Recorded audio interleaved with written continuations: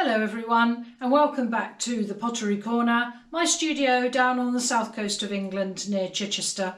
I'm Sarah Amos. Welcome along everybody. If you're one of my subscribers, thanks for joining me again on the channel. If you're new here, do subscribe. There's always interesting things to see and do with clay tutorials and kiln openings most weeks. And just as you start to do your video, your studio dog wants to join in. Come here, you. Come and say hello. Here's Sissy. Hello, everybody. Hey? You're monkey, aren't you? Bet you're going to sit right in the way. Don't dogs always sit right where you don't want them? So anyway, today we're doing another glaze kiln fire opening. This kiln is cold. It was cold yesterday, waiting for me to unload it. Lots of students' pieces, a few of mine. So let's get cracking. Up with the kiln lid. I've turned the supply off already, and I noticed that Naughty Sally Roper nicked my sneaky peek on her video that I watched this week. So Naughty Sally Roper, the sneakiest of sneaky peeks, is a Pottery Corner catchphrase. And actually I've been quite interested in some of your comments. Lovely Kerin from Australia so made me laugh. Apparently I'm known as SPS in the Sydney pottery circles. So down in Australia, in Sydney, they call me SPS, which apparently means Sneaky Peek Sarah. How lovely is that? That's nice to have a nickname from across the world. So hello everybody in Sydney in Australia. Thank you very much for the nickname. I rather like it. Right, so I'll stop yakking on. You know me, like a bit of a yak. First thing out of this kiln, there are more llama decorations because of course it's coming up to Christmas. So I've been making these porcelain llamas which are just cut out of with a cookie cutter, and then I just put a little bit of dark grey underglaze just to pick out the features on the face. So they do very well. I put a nice bright coloured ribbon on them. They do very well at stalls, and I've made some more for my daughter because they've moved into their new house. So sweet little llamas, rather like those. We had some of those in the last firing. And again, there are polar bears, so same idea. And again, I've just used a little bit of dark grey underglaze on his features just to bring them out. I'll talk about this in a minute because it has a partner on another shelf. Get rid of the cookie. My disappointing bit in the kiln, as I say, I did have a little sneaky peek. I threw this little bowl. It's not anything special, but I was using up an old sambal transfer which has these carp on it, and it's quite sort of Chinesey looking. But I have to say that I took my eye off the ball, and this is very often what happens, isn't it? I took my eye off the ball when I was applying the transfer. And as you can see, there's a big section on here where the underglaze has not transferred. So my husband said to me, "What's wrong with that?" And I said to him, "It's a mess," which it is. So who do you agree with? Do you agree with me?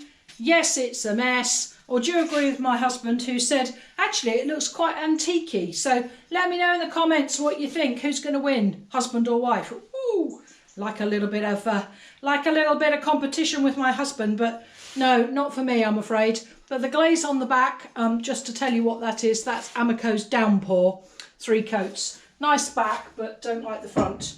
Now this other dish bowl that I've made, I've thrown on the wheel, I do like, so that's good. Don't like one, but I do like the other. The back is, this is just fog on the foot ring because I wanted to be able to see my Pottery Corner logo, and if I put a dark glaze on it you can't see it, so I've just put a little bit of fog actually on the foot ring itself.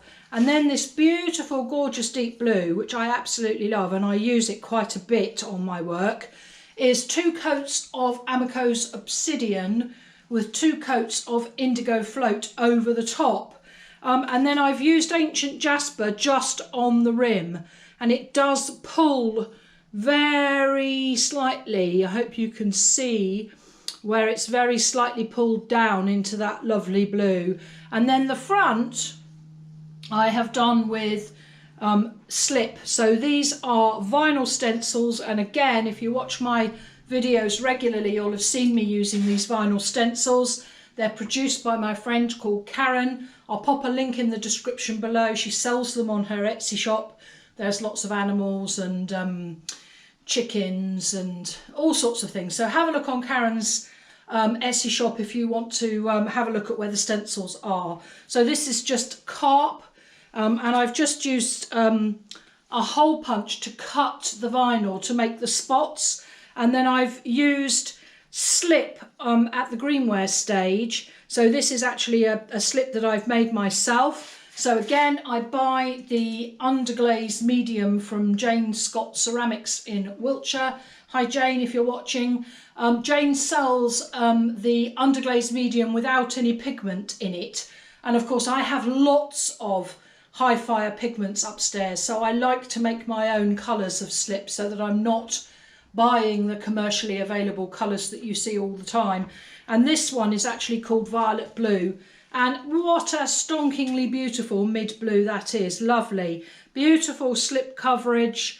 Really nice crisp image from removing the stencil, the vinyl stencil, once the slip has been applied. So yeah, that one's a goodie. My problem with making something like this is that I like it so much, it's hard not to put it in my own cupboard in the kitchen. I do actually have to sell something, because I do actually have to make a living. So unfortunately, I think that one might have to have a price tag, but I like it. It's really lovely. People always say to me, well, you can make another one. But actually, I don't ever really make anything more than once, and it will always be slightly different. But I could make myself another one that's fairly similar. But isn't that lovely? Beautiful colour. Really like that. Happy, happy days. Right, so that's your top shelf. Next shelf down. Let's get that out. Okay, and Barbara, my lovely kiln props. I'm still being kind to them. I'm sure in a month or so I'll have forgotten to be nice to my kiln props, and I shall be using my old catchphrases for them. Right, let's just get rid of those. Otherwise they fall on the work. I just like to get them out the way. Right, in here. So this is the top section for this base. So this is a butter dish that has been made by Fern, one of my students. And Fern, this is really beautiful. However, I'm going to critique it, so brace yourself, love. We've put a little underglaze dragonfly transfer on there. Obviously, this section is unglazed because I've got to stand it somewhere in the kiln, so that's fine. But not enough glaze coverage on here. This is the base of the dish part. And it's a bit uneven. This is our lovely friend Amico's Rainforest, which is a beautiful, beautiful glaze, but it's very patchy. I hope you can see that in the lights, how patchy that is. I shall be recommending to Fern that she put some more Rainforest on here.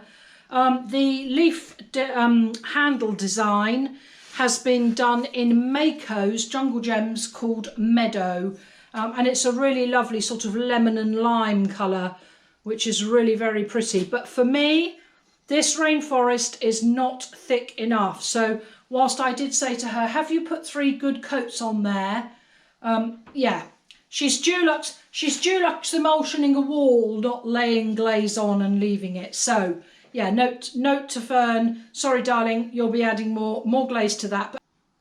But actually when she does that and refires this, it will be absolutely fine. So yeah, at the moment, not terribly impressive, but if it has another coat of glaze, I'm sure it will be fine. So nice form, nice handle. So she's done a good job there. Right, what else have we got in here? Get those cookies out. We have a wonky pot. We all love wonky pots. You all love the wonky pots, which is lovely for me. And you've been buying the wonky pot template in my Etsy shop. There's been quite a lot sold now, so thank you if you've bought a wonky pot template. I know that those of you who have sent me pictures, I have actually popped up on the end of the videos. So if you do make one, send me a picture. I love to see them. Naturally, there is at least one in the shout outs for later on. So this is a wonky pot made by Jane. Isn't he lovely? Really nice. And this glaze is Amaco's Fog inside and out. And he's got embossed oak leaves on the seam. So really very nice. So well done, Jane. He is quite wonky. I hope you can see him sat on the table there. Quite a wonky, but they all have their own personality, which is lovely. So there's more polar bears. Polar bears. They're a good kiln filler, small things like this, because you can really kind of poke them in all the corners. And more llamas. More llamas there. Llama. Right, next thing is mine. This is a throne mug with black studio slip. And again, I've used the vinyl stencil technique, this time with pug faces. Can't say that I think the black and white works terribly well on this mug. Jury's out. As my husband said when I was doing it, he said, it looks like Mungo. Who remembers Mary Mungo Midge? Well, this is what my kilns are called. So this is Mungo, and my small kiln is called Midge. So you can tell I'm a child from the 60s, can't you? Because the early 70s television programmes on the telly when we were kiddies, Mary Mungo Midge. Look it up on YouTube. It's just one of those silly little things that when you're a child you remember. So he does look a little bit more like Mungo than a pug. But yeah, this Studio Black is not working for me with this image. It's a fine mug. I'll probably sell it on my bargain table, but yeah, no, not for me. But luckily I do have this one. This one's gorgeous. Look at this. So this is, again, using the stencils that Karen makes. So this is black slip over the vinyl stencil, and then I've taken the vinyl stencil off with his lovely pug face. And then this mug is Amaco's Fog again, inside and out. What a nice little mug that is. And that's got a spiral handle on it. And again, there's a video on the channel of how to make spiral handles. So I'll stick a link up at the end for you to pick that up and have a look. Right, little cookies to take out. In here are Lisa's thrown bowls. So Lisa came and did an introduction to throwing course with me. This was the nicest of her thrown pieces. Beautiful, really nice. And that glaze on there is Amaco's Blue Sapphire. Nice, lovely blue. I like the way that we've got this mottling going on. Lovely, really nice. So well done, Lisa. It's a bit thick, but we will forgive her as she'd never touched clay before, never been on the wheel before. So well done. That's a really lovely pot. And this is another of Lisa's. This one is fired in Amaco's Fog again. It's a good glaze, Amaco Fog. We use it a lot in the studio. This sort of lovely duck egg blue colour. So yes, that's another lovely pot. I've been doing more test tiles, you know me, always doing test tiles. This one is Mako. Oh yes, we're trying out Mako glazes again. You know how disastrous it was before. This one is Mako Sea Salt, 2 coats. So I've decided that actually Mako glazes don't need to be as thick as Amaco glazes. So this is 2 coats of Mako's Sea Salt, which is like a matte finish off-white. So a very useful glaze. So yeah, that's really nice actually, I like that. So that's a goodie. Right, last shelf. What is in the bottom? Let's have a little look. Oh, yes, very nice. Right, okay. Props out. There we go. Get rid of those. Okay, test tiles again. I bought some of the Mako's Jungle Gems. I obviously fire quite high in my kiln. This goes to practically a cone 6, 1230 degrees centigrade. So I think I wash out quite a lot of the colour on these Jungle Gems. Even so, this one is called Goth Iris. Isn't that pretty? It's kind of dark blue, light blue, and there's a tinge of yellow in it. I hope you can see. Pretty, pretty, pretty. These are really nice glazes to use as a sort of a statement glaze, so only on the bits that's really going to show. You wouldn't use it on the inside of something because it's just too expensive. And again, as I was saying about the Mako glazes, I'm only using 2 coats, so that is called Goth Iris. Rather nice, like that one, very nice. There's quite a few in here. This one is called Mardi Gras. Again, it's a Mako Jungle Gems Mardi Gras ×2, and I've put that, as you can see, on a textured tile. Quite interesting. That's quite an interesting finish. So that's one glaze on there, and obviously where it has sat down into the texture, it's gone green. That's really quite a lovely effect. I really like that. And the reason that I bought these was that I followed Troy on Instagram. I don't know whether you've seen his work. Troy, he's amazing, and he's doing some Christmas baubles, but he is glazing them to earthenware temperatures, so just over 1000 degrees C, and he's getting some spectacular results with these glazes. So what I might do in the future is do some test tiles in my baby kiln and bring the temperature down and see what happens.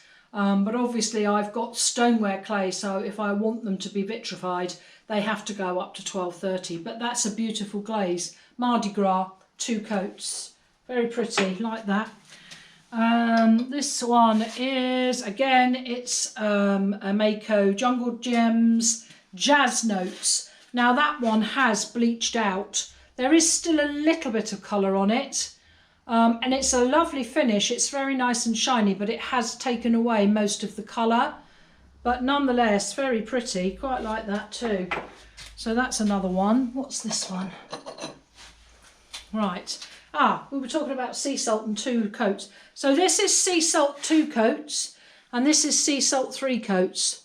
So if you can see, there is actually texture on these tiles, and obviously you can still just about see the texture from the 2. You can't really see the texture from the 3, but a nice matte finish on those test tiles. Very nice. Quite impressed with that. Quite like that. So that's a goodie. Let's have a look at this one. Ooh. Ooey ooey, we like this one. Okay, let's see what that is. Yes, okay. All right, so again, this is a Mako glaze, and I suspect it's probably been out for a little while, and I just haven't got around to getting it because I got slightly put off Mako glazes. This is Night Moth. Ooh, look at that. So this is Night Moth with 2 coats, so it's practically black, or very, very, very dark navy blue with crystal formation. So that's Night Moth 2 coats, and that is Night Moth 3 coats. So actually, as I was saying, I think the result from the 2 coat is better than the result from the 3 coat. So yeah, interesting. But actually from the 3 coat it is a little bit more luxurious, a little bit more deeper blue than the 2 coats, but nonetheless very nice. I'm loving that glaze. That'll look great on a wonky pot, so stay tuned. I'm sure you'll see it one day on a wonky pot. Right, more test tiles. These are really, I think they're really useful. Oh, that's quite nice too. So this one is Mako's Mocha Marble 2 coats. Rather nice, quite like that, and looks lovely on this textured tile because you can see the textured detail underneath the actual glazed surface itself. So quite nice. Don't mind that. It's sort of a mustardy, sagey green colour. Quite nice. So that is Jungle Gems Mocha Marble 2 coats. Yeah, I can see me using that one. That one's rather nice. This one is again Mako Jungle Gems. That one is Kaleidoscope. Nice grey, but it's the temperature in my kiln has literally taken just about all of the colour out of that. But it's a nice, very nice grey, pretty, like a dove grey. So yes, very nice. Even if it does take the colour out, the grey is really nice, and it's actually crazed the surface where the glass is. Quite like that. Yeah, really nice. We wouldn't be able to use it for functional wear, but you could use it for decorative wear. And then I think this is the last of them. Ooh, save the best till last, Sarah. This one, lovely. Is again a Jungle Gems, Mako Jungle Gems Noel. 2 coats, very pretty. Look at that. Isn't that lovely?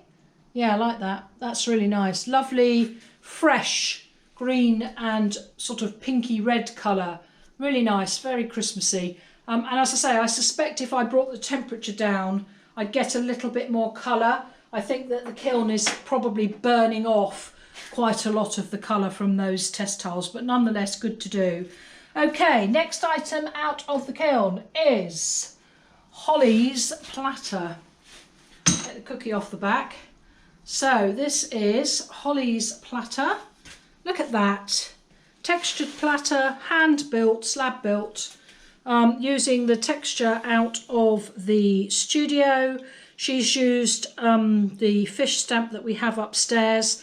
So the fishes are chun plum, and the background colour is, I think it's aqua. Very nice. Amaco's aqua. I'll check that, and if I'm wrong, I'll put it on the screen for you. And then she just dotted a little bit of black onto the fish eyes. Isn't that sweet? What a lovely platter that is. Well done, Holly. That's really sweet. And she's quite a newbie. She did do courses in clay many years ago, but it's her first time back. So yes, that's a lovely platter, really pretty. And I mean, you know, it'd be nice to use when she's serving things to know that she's made it. So well done, Holly. That's really very nice. Lovely. Right, what else have we got? A few more of Lisa's thrown things. This was actually the first pot that she threw. Look, a little sweet pot. This one is Amaco's Blue Rutile.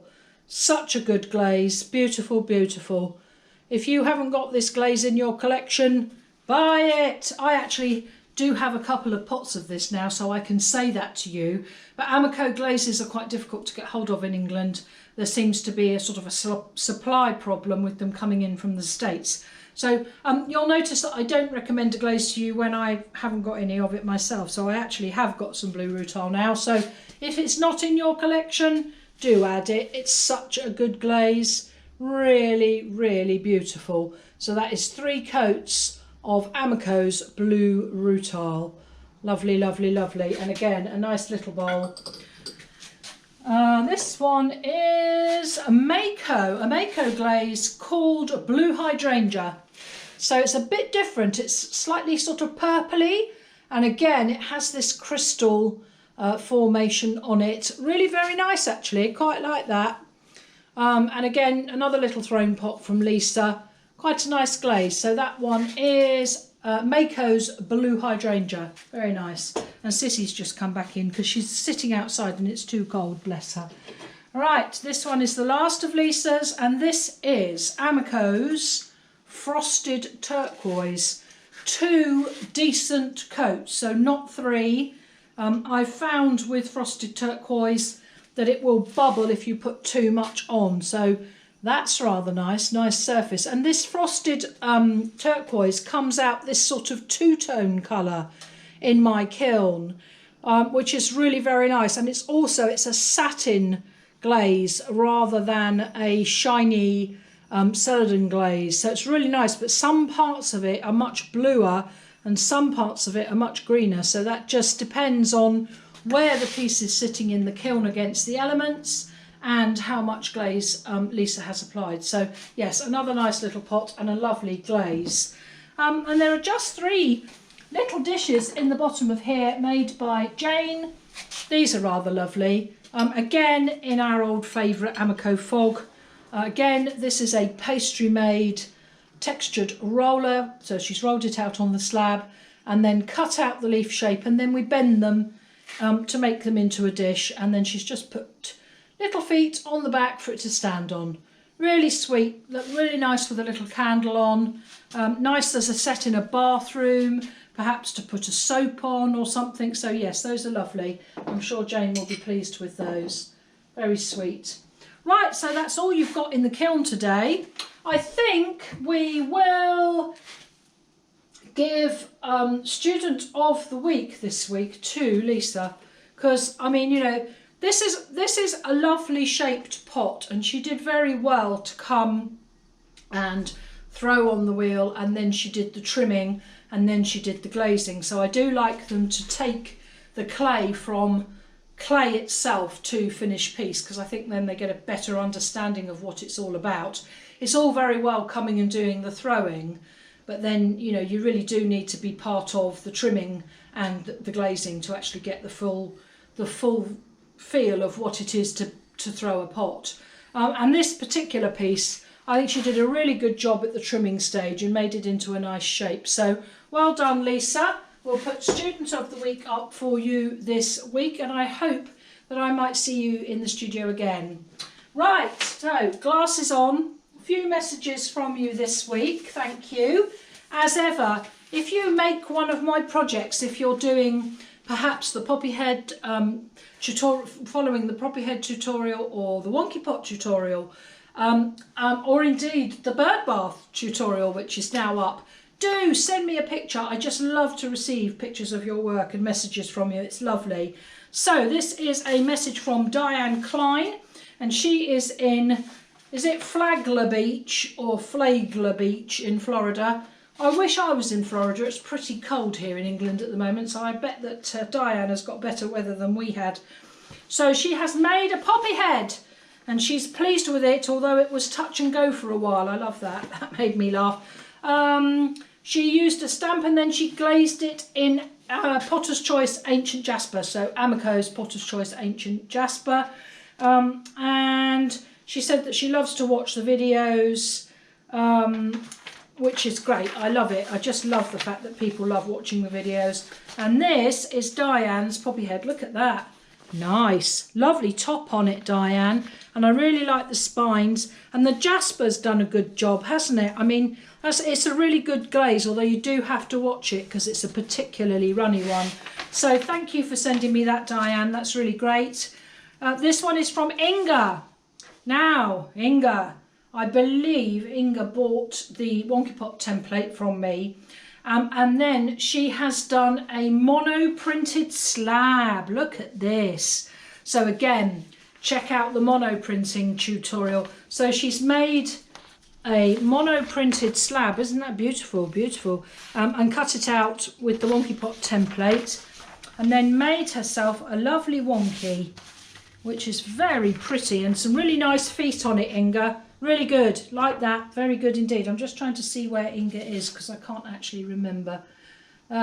She is in, is it Siegen or Siegen in Germany? So Inga, thank you very much for sending me that.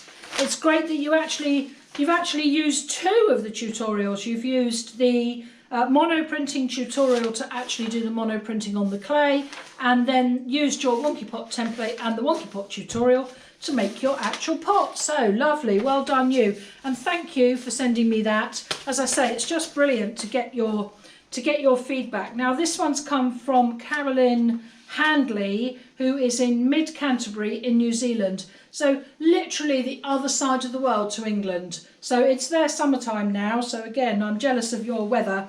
And she says she's used 3 different clays, 2 stoneware clays and a BRT, which is their equivalent of craft crank, and she's glazed them with copper oxide and spots of clear and ancient jasper, and then she's pit fired them, and they're almost iridescent on the top. So here we go. Here are Carolyn Handley's. I mean, look at this, what a fab picture. So that's the top of one of them having been pit fired. Beautiful, beautiful colour ranges there from the oxides, really lovely. And then this is the poppy heads actually in the pit firing itself. So that is just, isn't that great? Isn't that great to see somebody else doing it in a slightly different way? So well done, Carolyn. That's just terrific. And as I say, anybody else who does the tutorials, please send me a picture. I'd just love to hear from you. So that's your lot for today. Thanks for watching as ever. Don't forget to subscribe if you're a new viewer. It'd be great to have you along on our forward journey playing with clay. Thanks for watching. Bye for now.